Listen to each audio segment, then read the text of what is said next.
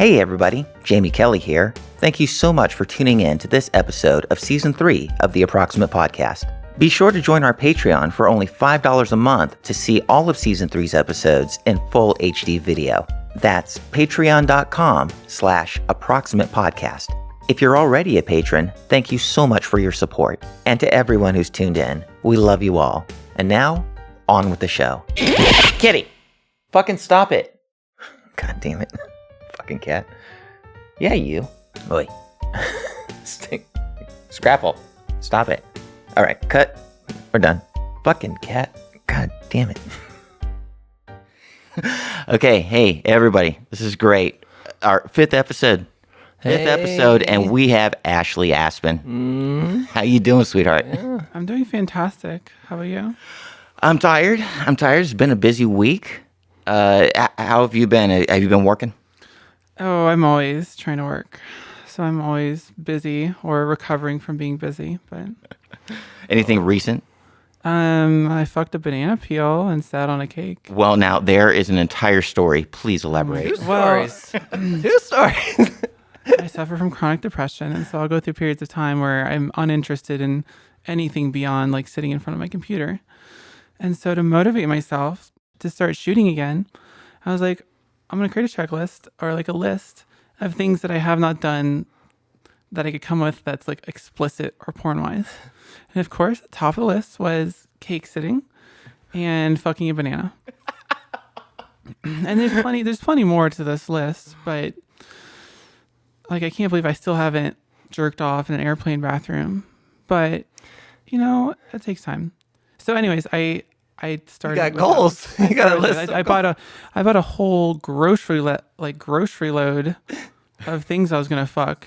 And I posted. I think I saw that picture. Did you see yeah, I know what you're talking about now. I was trying to fuck with people a little bit because I even snuck in an artichoke. Do you know what an artichoke is? Mm-hmm. Yes, of course. Yeah, you absolutely. Get fucking I feel like artichoke. most people looked at the post do not know what artichokes are. Because I said like I'm gonna do something with all these. Can you guess what it is? And nobody caught on with the artichoke, which I thought was kind of funny. Because what are you gonna do with an artichoke? Well, you're not gonna fuck an artichoke. You can't fuck it. It's so. It's gonna be very painful anyway. It is a torture to prepare too. Artichoke, like getting to the heart of it. Oh gosh. I mean, I guess I could boil it till it's like mush and just like stick my dick through the back. Oh God. Oh. We're not having fun anymore. Well, I mean, maybe if I'm careful about it. Jeezy flips. Okay, well, I didn't fuck a fruit for the past week, but I just did a regular scene with a human being and not a banana or a fruit. Well, great segue there. Small steps. We work our way to it. Yeah. A banana seems like a little bit of lube, but here's the thing: like if you're tight, even if you're not tight, how do you not squish the banana and make pudding in your butt? Oh, well, I wasn't putting it in my butt. No, you're fucking it with your dick. I was sticking my dick in a banana. Yeah, that makes How sense. do you stick your dick in a banana? But how does in a banana? How? Like in half or? So a lot of creativity. So what you do, you take the banana. You got the banana. And first, let me say, do not use an overripe banana because it'll fall apart. And I was experiencing this the entire time. The entire banana was falling apart. But anyways, you take the banana, you cut off the end, and then you take a spoon. You can like scoop out the innards so there's space. I'm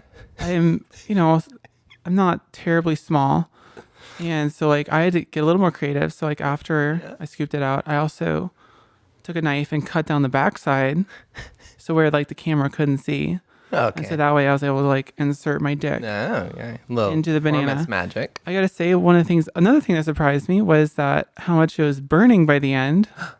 Really? Yeah. Oh. Like my entire genital area was burning. Fucking potassium or like bananas I or don't- what? Are you vitamin allergic to K? bananas? Like what? I don't think so.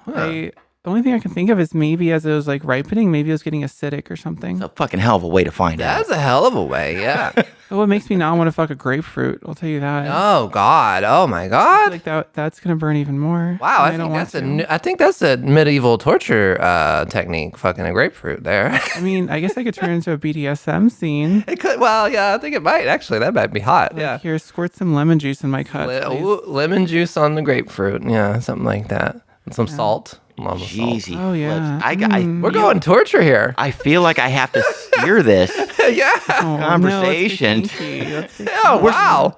We're at a 10 already. Well, I can bring it up to a 20. We're not so- even 10 minutes in. Okay. Oh, what? You've piqued my curiosity. What do you mean Yeah. you bring it up to a 20? What, What have you been up to? 20? Yeah, what are Well, you doing I other than fucking mean- bananas? Come on. Oh, other fruit. There's like other stuff. A fruit, I don't the know how whole to fruit tell basket. You, there's other Fucking- stuff you can do. Like Fucking a whole fruit basket. What? I haven't done needle play yet. I'm Yeah. gonna do needle play Oh, okay. at some point. Yeah. I as I far want as to kinks- be consensually beaten silly and tied up. This is really hot. This is the kind of shit I'm into. So but also wow. like Okay. I enjoy doing it to other people. I too. know, right? Isn't it fun switching? Yeah. It is. Yeah, it's just I don't respect very many people, so it's hard to find somebody to Somebody like, to dom me and Somebody dom to me. dom. Absolutely, yeah. It's hard to find a skilled dom too. Jesus Yes. fuck. Would it be fair to say that you swing towards a top dom or Professionally, I do. Yeah. professionally? Well, what about in your real life? It sounds like you're more of a submissive. I think I am a little bit more of a submissive, but like I don't. But maybe it's more of like a bratty thing because Maybe. Yeah. I don't respect. Well, there's anybody. different kinds. There's different kinds of dismissives, you know. So like they'd have to like really, they'd probably have to be similar size to me, and they'd really have to be good at what they do. Hot. People are the worst. I can absolutely like relate to you with. I don't like many people. Yeah. No, yeah, I can get that too. I like a lot of people. I just Yeah. I don't respect them enough Oh yeah. to put them in the context of domination. Yeah. Give them no power to them. I love play. people and I want everybody to be my friend. And honestly, in this industry, I get irrationally sad when people aren't deliberately my friend. Well, that's the thing. I think, I don't know if this is the same way with everybody. When I say I don't like people, I mean, generally I don't like people. But I'm very fortunate in that I, live in a town and, it's like industry specific. Yeah. Where I'm surrounded by, if I do like anybody, the kind of people I like, I'm actually surrounded by those people. So Yeah. it's like I get like all the friends and then like I get to hate everybody else, but I'm actually surrounded by a lot of love, and I'm very appreciative of that. So Yeah, it's in general, it's a very supportive community, but people have characterized it as like high school 2.0. Yeah. Well, Granted, I didn't have a Can social be. high school like this, but I can see what they're saying. no, I it can understand be. that. Definitely, yeah. They can be. Yeah, this community can be catty, definitely. But Yeah. the segments of it that aren't, like, you kind of just, you know, and you have connect. to expect Yeah. as much in an industry that where youth is king. There's always going to be Yeah. a batch of 22, 23-year-olds that make life a living hell. Yeah. But everybody grows. It's Yeah. Yeah, no, I get deal that. with it. Yeah. You deal with it. Yeah. Roll with the punches. Yeah. Yeah. No, yeah, I get that. Yeah, absolutely. No, it's a good community though. I do find myself wanting more non-industry friends because I'd say like 99% of my friends are industry. Industry. Yeah. And Yeah. so then I still feel like I need to be careful about what I say because word gets around. Right. Oh, sure, also you sure. can't There's just be there's like politics. And There's I'm- politics. As can't- careful as I am, I'm not all that careful. Yeah, you can't just be like an out sex And worker as much to as I hate being a civilians. part of gossip, I love stories. Yeah. Yeah. Absolutely. And I try not to perpetuate things. But like if I had a personal experience with someone and like I needed to vent, I don't have any other friends that are not industry. So who am I going to vent to? yeah, I'm going to vent to right. other industry people. And then I have not heard it come back around, but Yeah. I'm fully expecting some of the stuff I've shared with some of my industry friends to make its way out and to come back around to me eventually. Bite you. Sort of karma. Well, you're not from Vegas, right? No, I'm stuck here in Vegas. Well, you're stuck. How long have you been here? Like 9 months, I think. Oh, really? In Vegas, 9 months. Wow. And you're coming from where? So directly, I'm coming from LA. Oh, okay. I Well- spent several months homeless in LA.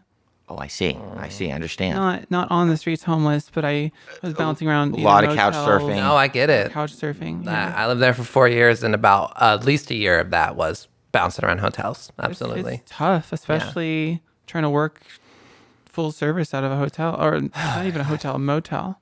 Oh no, I know what you mean. I've been on all around that ladder and But fucking. I gotta say, the work out there is much better than here. Right? I'm telling you, Vegas is not that great for that. No, Right now. it's been the It comes worst and goes. city. Comes and goes. Like the tourists are the ones who are going to treat you right out here, and like you, like the regulars. I mean the fucking what are they called? Locals. That might have some chance of being regular. They're not really the people. A lot of times that you would want to be a regular. Sure. Yeah. Well, what I was going to ask is where you're originally coming from.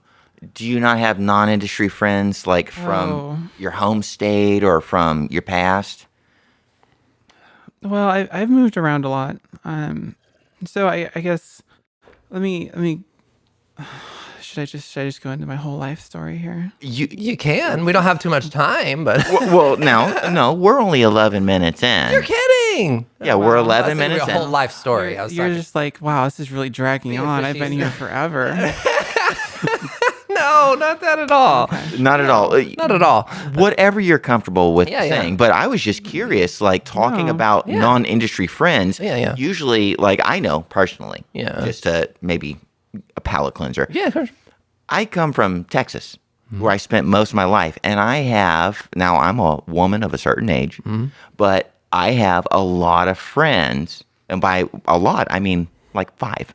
Yeah, of course. 5 real non-industry friends that I've known for the better part of years.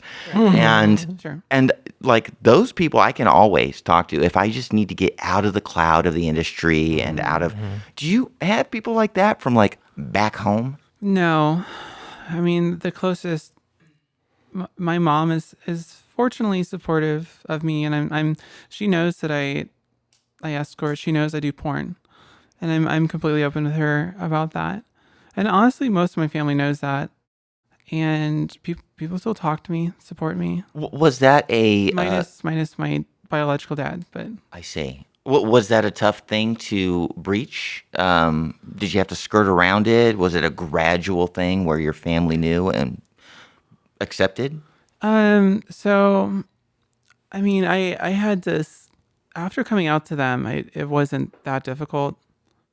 I feel like coming out as trans to my family was the biggest or like the hardest for me. But as soon as they were accepting of that, and they've at least my mom has known like all the struggles with jobs and just life struggles in general. And I as even though she's obviously worried about my safety because Well, of course. Of course. as all moms do. That's what and moms do. And this industry Yeah. is not. Absolutely, I understand. There's definitely safer jobs than this industry. I identify with you there, But, especially with the, I think she was happy that I found a job that I could do and not want to kill myself, and a job that I could pay rent with. yeah. I'm going to read between the lines a little bit. Sex work was my salvation. When I tripped backwards into it, I had 10 years of working Joe jobs under my belt. It was, you name it, I did it. Everything from fast food service, customer service, retail, Yeah. bit of construction, survey taker, telemarketing, any dumb thing that you could do for just minimum wage or a little bit above. I did it, and I was like, this can't be life. This cannot be life. Yeah. I part of personally the am a system. creative person, Yeah. so I had this huge chip on my shoulder about respecting authority and thinking like, I cannot just be one of these worker drones. I have shit I want to do, and I don't know how I'm going to do those things while working Joe jobs all my life. I understand that. And then I tripped backwards into sex work. It's a story that is renowned on this podcast. Yeah. Go back Been told several on the episodes. podcast. I'm not going to Yeah. bore everybody Yeah. with the story. It's an interesting story, but eventually I did trip backwards in sex work, and it completely changed my entire life. It allowed for so much autonomy, and it really like just gave me like all the resources, and more importantly, not fuck money, fuck resources, but time for myself to like investigate being the kind of person I knew like I was meant to be, rather than just punching a time clock card That's and working for the weekend. Yeah. Oh gosh. Yeah.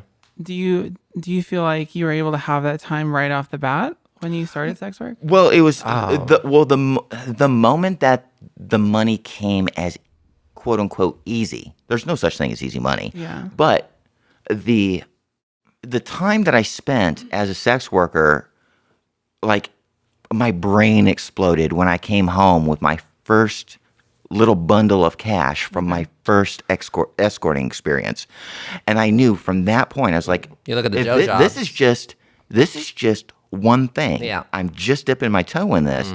If this is the way it can be, Yeah. You look at your Joe jobs and you're like, I nope, made no longer. more money Yeah. from my first initial gig than it would take me 2 weeks, literally 2 weeks of my time to do that, and I made it in an hour. Yeah.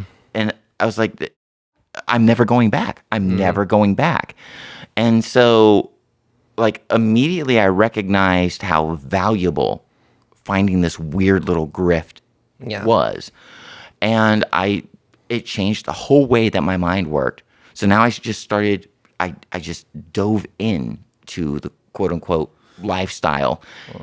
And by hook or by crook, I started using all the money that I made immediately, got a cheap little car, got a shitty little apartment, and then started putting every bit of my money in that first year of escorting into, I was stockpiling money because I also knew as a creative person, so much of my money, I want to go to tools I've never had. I started creating, I always envisioned it as creating capital for things I was never, ever going to be able to do if I was just working a Joe job. And now this is 17 years ago. Come July, it's going to be exactly 17 years ago. From that point on to now, where we stand here and we're doing a podcast, and people are going to see this. You look around, I live in a home where it's not a bunch of luxuries, but it's every tool for creativity. I'm living in heaven, and it's Creative heaven. Yeah. I'm living in creative heaven, and the only way I was going to ever be able to have what I get to enjoy is like through sex work. Yeah. So it was really amazing for me, but it did take a lot of time. There was so many ups and downs, but what I never did was quit. Tenacity was like the thing that allowed me to really capitalize on building capital within this industry. And I feel like I've won a lottery because not everybody gets to do this. Yeah. And that's one thing I remind myself to, even though I get down on myself a lot, like, oh, I'm not making as much money as I want to. I'm not doing as much stuff as like I want to do. I still have to sit and remind myself that I am doing porn full time and I'm living on my own, and I'm still in the minority of girls able to do that. yeah, it's very true. I mean, we've had people on this we've had guests on this podcast that still, we're all in the same industry, but they still have to hold like a side job. Yeah. So I totally understand that. I have to pinch myself every once in a while, take a step back, remember all the hard times 17 years ago, and just remind myself how fortunate I am, and like just having some like grace about where I am, because no matter how much money you make or how good things are, you can easily get caught up and still, like, you don't realize how good you have it, and you can still be depressed and fucked off. You can and be successful and depressed. Absolutely. Yep. Absolutely, like the cloud, the rain cloud over your head travels with you no matter what level of success you have. Yeah.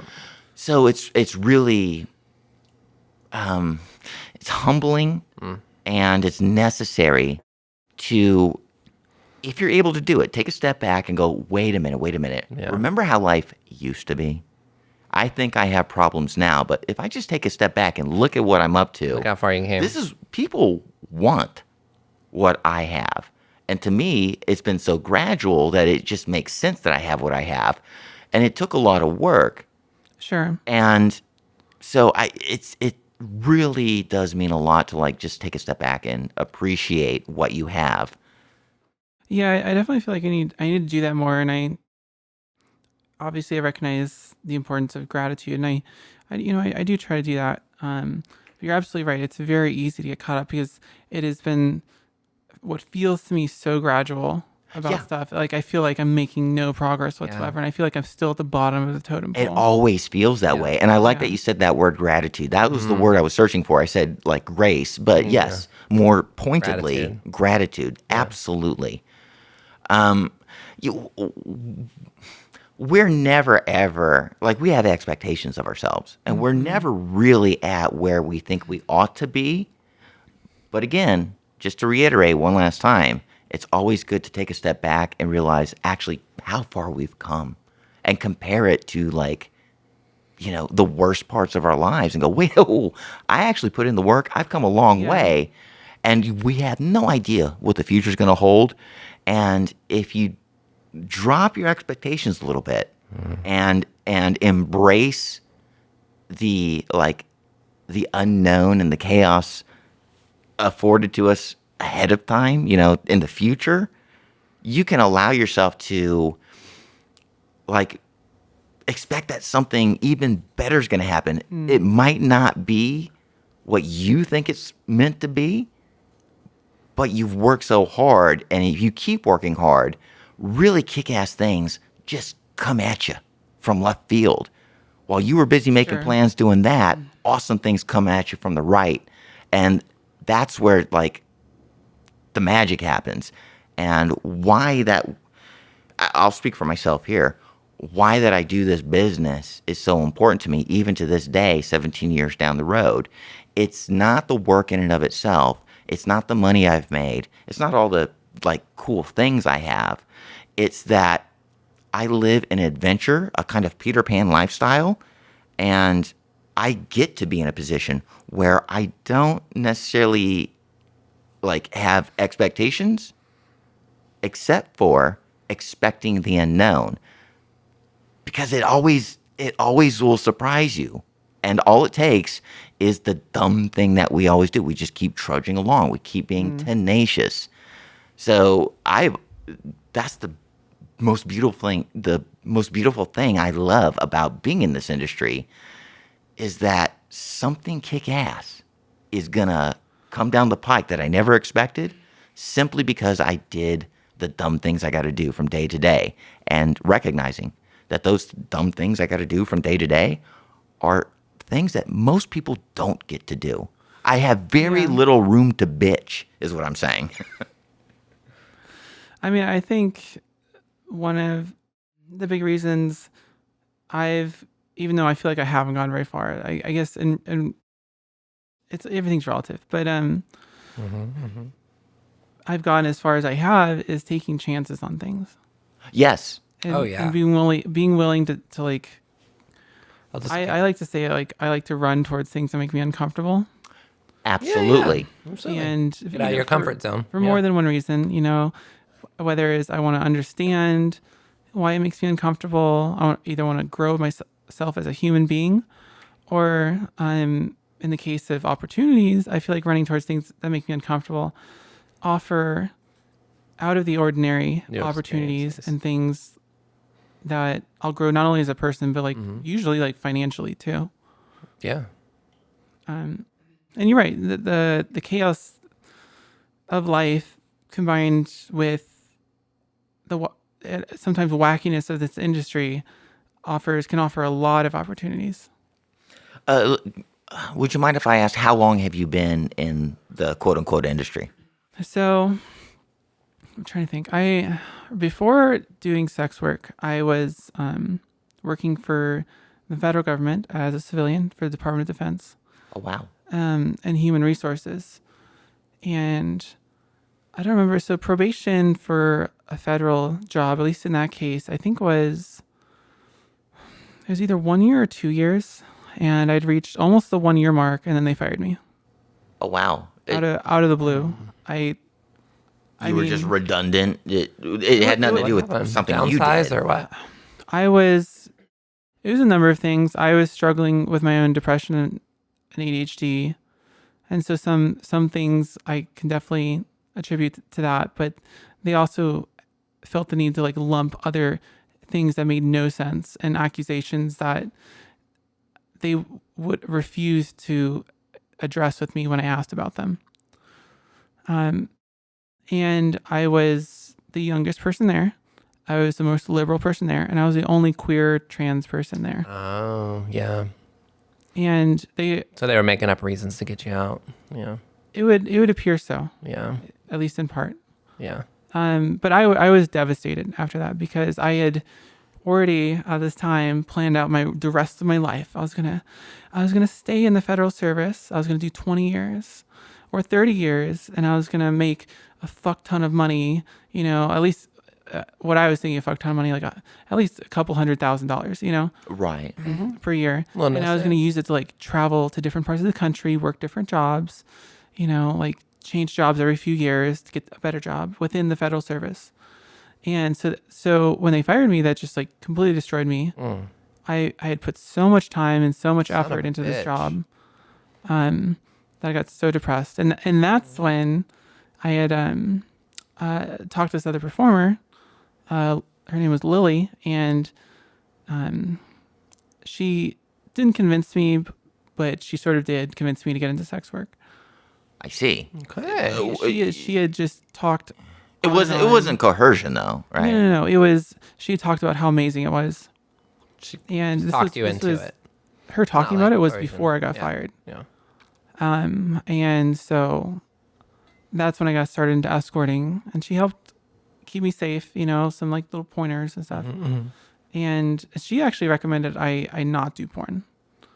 She was your Well, mom. well, She's what like were the your mom. reasonings? That's what that is.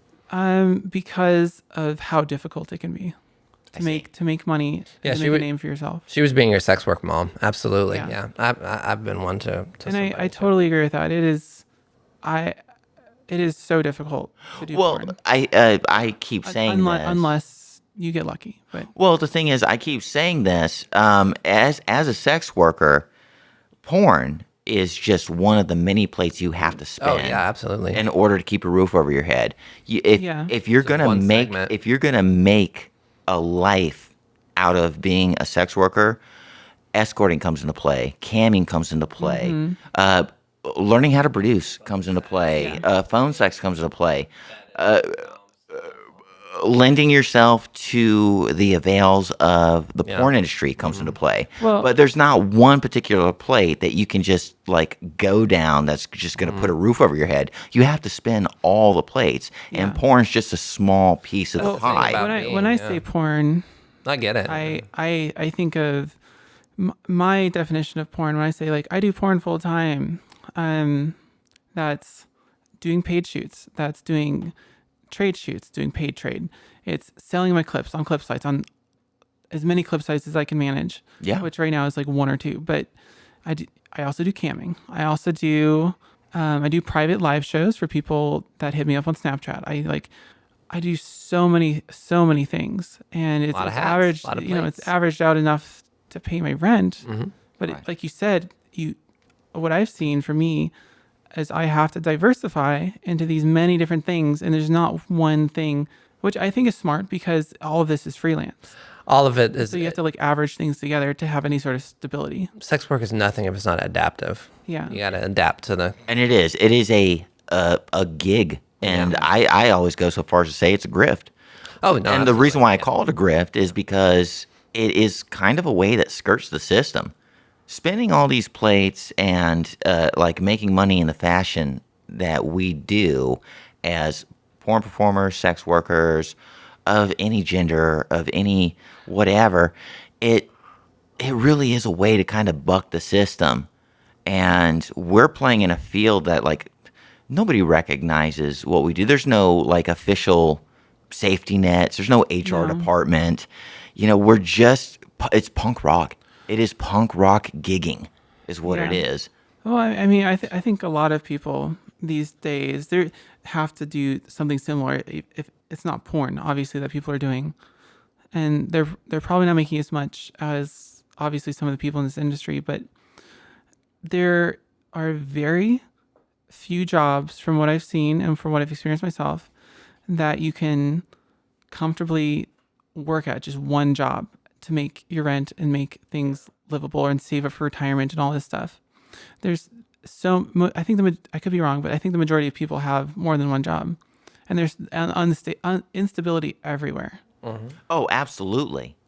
Yeah, absolutely. Unless you're working government, unless you're working some high-paid tech job, you're not just working for one company, and you don't have stability. You're always looking for your next Flux. job because you could get fired for any reason. The company could go under. Always in flux. Whatever. Yeah.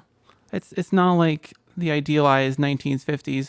Oh, we have a job. American dream is no longer. No, Yeah. it's not. It's Yeah. not the same. Yeah. It's not the same Not as the it same. was. No, yeah. I think it's still possible to make a lot of money, Yeah. but it's not the same that was idealized growing up Oh no, not absolutely. in popular culture and stuff. Right. You know, I absolutely appreciate your story. And I feel a little bit remiss because, Stephanie, we've known each other for what, 11 years now? Coming on 11 years? We met in like 2012, right? Yeah, late 2012. If it's not 10, it's 11 years. Yeah. And in all the time that I've known you, I've never asked, or it's never maybe occurred to me to ask, because I probably felt I had your story figured out, but how did you get into sex work? Part camming, part What was the impetus? What were you doing just before sex work? oh shit. Oh God, I've done all kinds of jobs.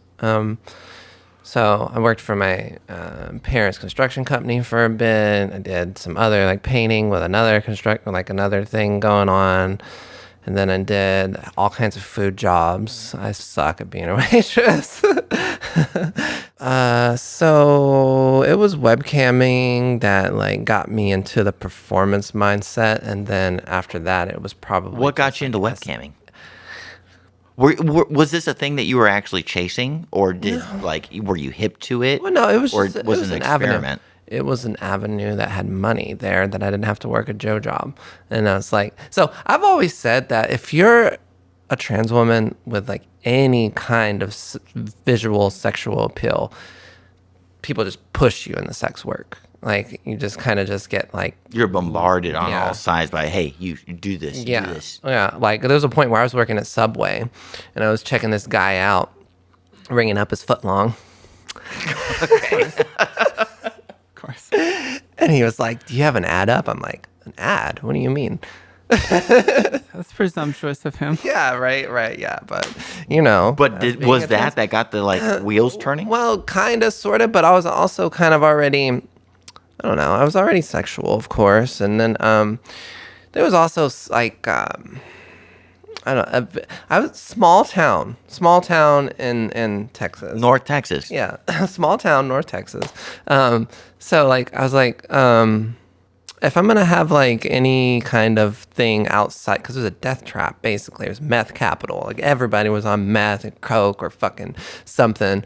And then I had friends also that were like, you know, like not the kind of friends that like, and my friends ended up like wanting to fuck me like after I after I Oh, wow. started. You went through that. Did you go through Yeah. that stage? Did you have people from your past come and fuck with you? No, good. I never held on to any friends from my past. So I let go of all of them, but like like I would touch base sometime because my like one time my mom put me on the phone awkwardly with two of my old friends and both of them wanted to fuck me. I'm like, oh God. at the same time, I don't know. It might have been. Okay. I don't know. You know, and then we come out of trauma too. It's like, so there's some of that shaped me, and I don't want to get into that because that's all for the therapist, right? And whatnot. Like, this Understood. industry draws broken eggs, you know. It A lot of does. times. It does. Yeah. A lot of broken wings. Yeah, broken wings, yeah. Yeah, you know, it was an alternative source. Like, so, and then basically I was like, how am I going to do this and also kind of make it something that I want to do, you know? Like, and that's where, you know, and also I was watching a lot of porn at the time too. Like, some of the porn that actually taught me, like, wanted me to, not taught me, but like wanted me to like actually pull the trigger on it was like a bunch of like early kink stuff and stuff like that. I was like, oh, hold on. You wanted to be the thing that you BDSM. saw and the stuff that you enjoyed. You thought, hey, me too. I can do that. I mean, well, you start thinking that when you start thinking of like, okay, well, this is a survival way of making it. So then, okay, well, what do I want to do in this? And you have a big thought about what it's going to be, and then you get into it, and it's like, oh, it's this way for us, actually, is it? Yeah. But I mean, so the expectation of what the industry was didn't really meet what the industry would be when I got in. Like, I think that's for everybody though. Yeah. Oh yeah, that's a thing. Yeah, What is your experience? Yeah. With like knowing how the sausage is made, because I can probably safely say that we were all fans of porn before we ever got into this. To some degree, thing. absolutely. Yeah. We're all sexual beings. Yeah. And then once it comes down to like, oh, now I'm in it. Now I'm in it and I see how it is. It's nothing like it doesn't match my fantasies. Yeah, I mean, I always temper my expectations. So like, I knew before really getting into it, I knew the potential upsides, potential downsides. I'm trying to think if anything. I think it still surprised me how much work it takes and how little progress I feel like I make for how much work I put in. I still feel like I have to put in. I'll be honest. I feel like I have to put in twice the work as some people and get half the rewards as they get. And it.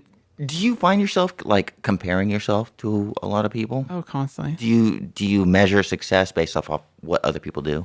Because this is a thing that exists. It's a thing in our industry. Absolutely. I do. And it's just in life in general. Yeah. I've noticed within myself. Definitely in the industry. I get catty and jealous and angry if I am not in a stable place myself.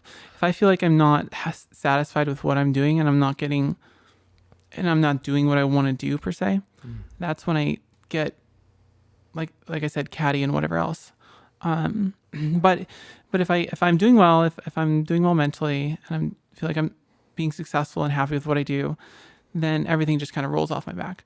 And so I think it's just, I know it happens to a lot of other girls, but especially with me, I'm always comparing myself, and it's hard to find a place that I feel like I am successful.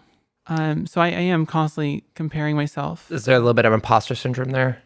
Because I feel it a lot of times. I used to a lot more, but yeah. People have they say a lot of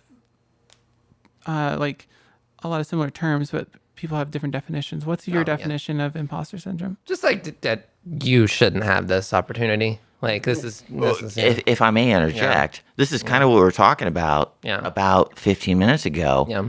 It is this idea of imposter syndrome where you feel like I feel like I'm fooling people. Yeah. And I shouldn't be getting the things that I'm getting. And imposter syndrome, like it's such a mind fuck. But this is what I was saying again about 15 minutes ago, where you take a step back and you realize you did do the work. You should appreciate what you have. Maybe I do have something similar to that. I have a fear, like one of my biggest fears in the industry is that I'm going to stagnate. And I will not realize that I'll be oblivious to my stagnation, and I will be stuck doing the same thing, earning, the same amount, not making any progress personally, while still putting in a lot of work. As much or even more. This is actually very interesting because I'm going to ask you something now. I'm not your therapist. Yeah. Right. I'm just some asshole on a mic. But do you feel like you need outside validation? Somebody to tell you that you've done as well as you know you're doing. Yes. In order to feel like you're making any progress whatsoever. I do. You need the good girl. I do need validation. Yeah, and, I get it. I recognize that maybe it's not the healthiest thing, but I mean one of the biggest things I have a therapist. I see her once a week.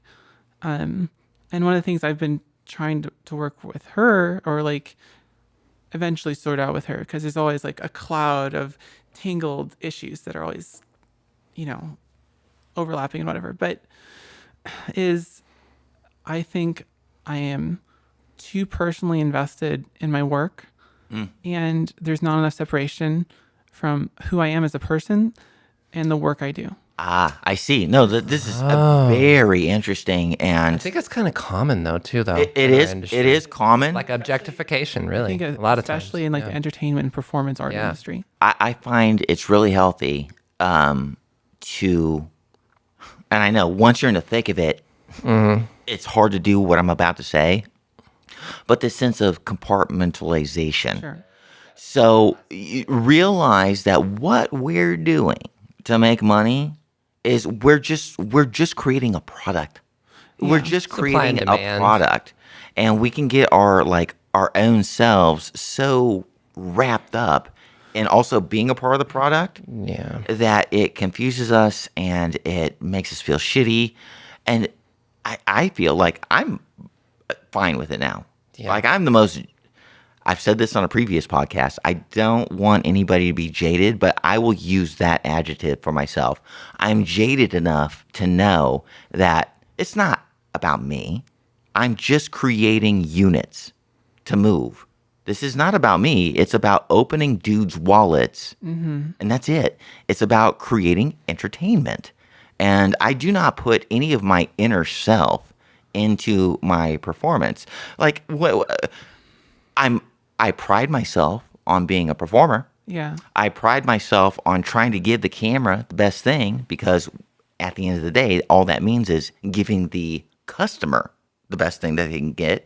But I'm not like the music that I make, like what I do in life is I'm not married to the idea of me being a part of the thing that I make. They're two separate entities. So there's Jamie the person, and then there's Jamie the person that just goes off, and if they like are called on set or they have to do some trade or anything that relates to the industry, I leave myself at home, who I am at home. Do the dumb thing I gotta do, give my best as an entertainer. It's all artifice. Realize that what happened outside of my door is completely separate from what I come home to. Jamie Kelly, the person, is not Jamie Kelly, the entertainer. You know? So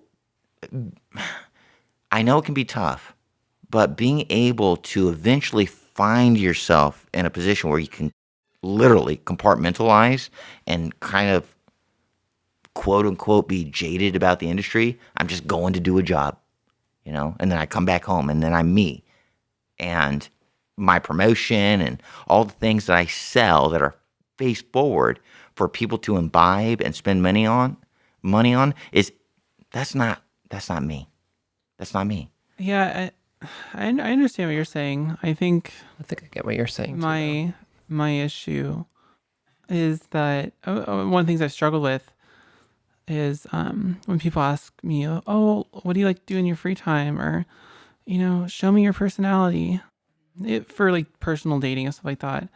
I feel like I don't have, I mean, I know I do, realistically. I do have a personality, but because of how much time I spend doing this work and how much investment I feel like I have to make in order to show any growth whatsoever, I feel like my personality has suffered, and I feel almost devoid, or like I'm neglecting it.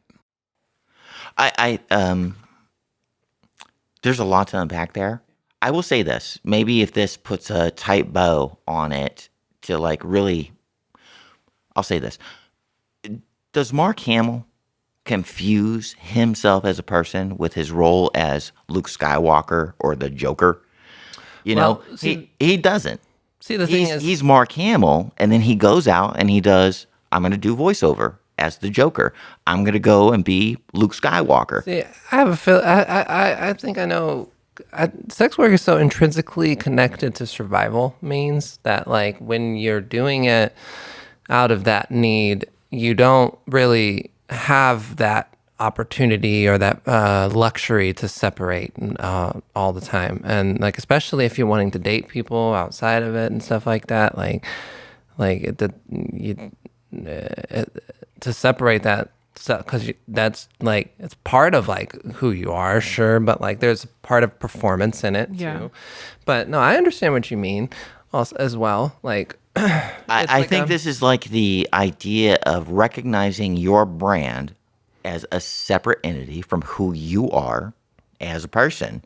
And the more you can put a strict line between those two things, the healthier you'll be on the other side when you're home alone. I think you have a good point. Something I hadn't. Well, I mean, I've thought about before, but is the survival aspect, because for me personally, I feel like I have not exited that like fight or flight survival point yet. Give me a hug, girl. I'm here with you. Yeah. And so it makes sense. And I've talked to people about it, that if you're still in that, regardless if it's actually valid or not, it occupies a lot of brain space, and it doesn't leave much room for anything else. Yeah. That's your animalistic instinct taking over. Yeah. So the outside of that, like fending for yourself, you're like, how much time, free time and opportunity do I have outside of this thing to actually do something? Yeah. Yeah. And I mean, and usually for me, it's everything I do is like industry adjacent. Like, there's not much that I do outside that's not industry adjacent. Just like you said, you don't have too many outside of industry friends. I don't either. Yeah. I don't either at all. Yeah. I had a few that were actually pretty good from where I grew up, but just kind of. I'm curious as hell here. I want to ask you, what are your passions outside of, lending yourself to the work? I went to college. I didn't complete my degree, but I think I dropped out in my junior year. But I was pursuing a bachelor of fine arts in painting and drawing with a minor in art history.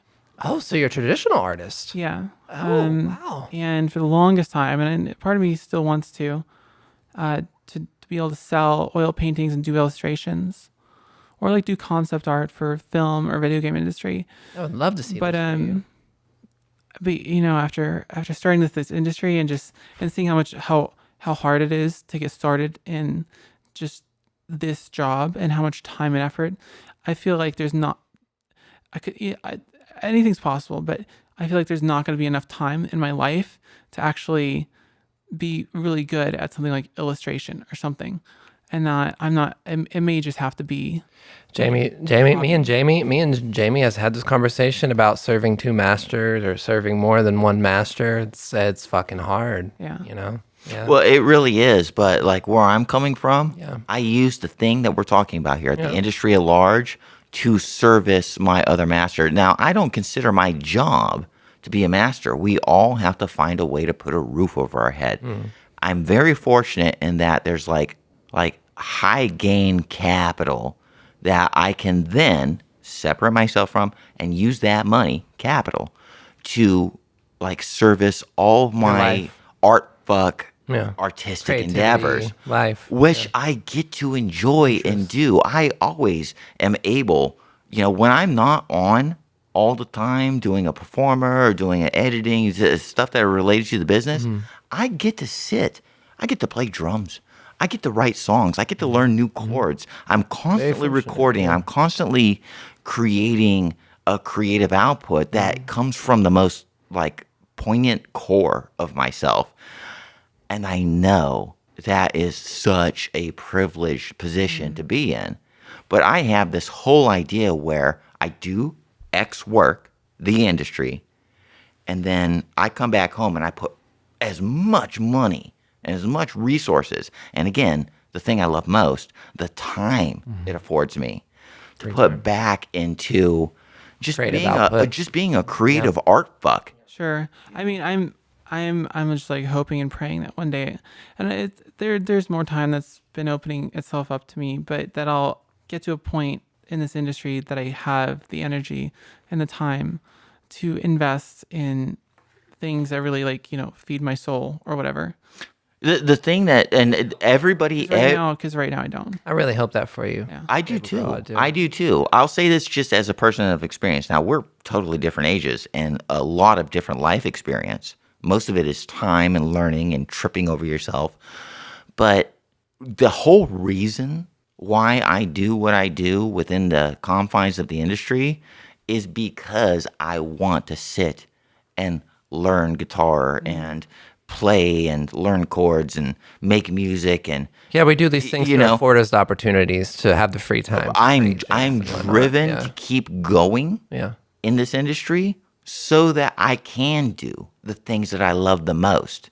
Because my ego is not tied into the things I love the most. Expressing myself is not tied to my ego or validation or everything. It's a safe space. Like making stuff, whether anybody loves it or not, is an amazing safe space. And I am so in love with what I do and the just the ability to create is the fire that drives me to keep doing the dumb things we got to do within the confines of the industry. I do one thing that, you know, jobs suck. I don't care what it is. Jobs suck. You do and you fucking do the job, and then I bring the money back so that I can live some semblance of Happy. of a life that I don't want to kill myself doing. So, it's weird. I know that you're relatively new in this industry. I know that you come from a very storied past. All of us do. We're all human.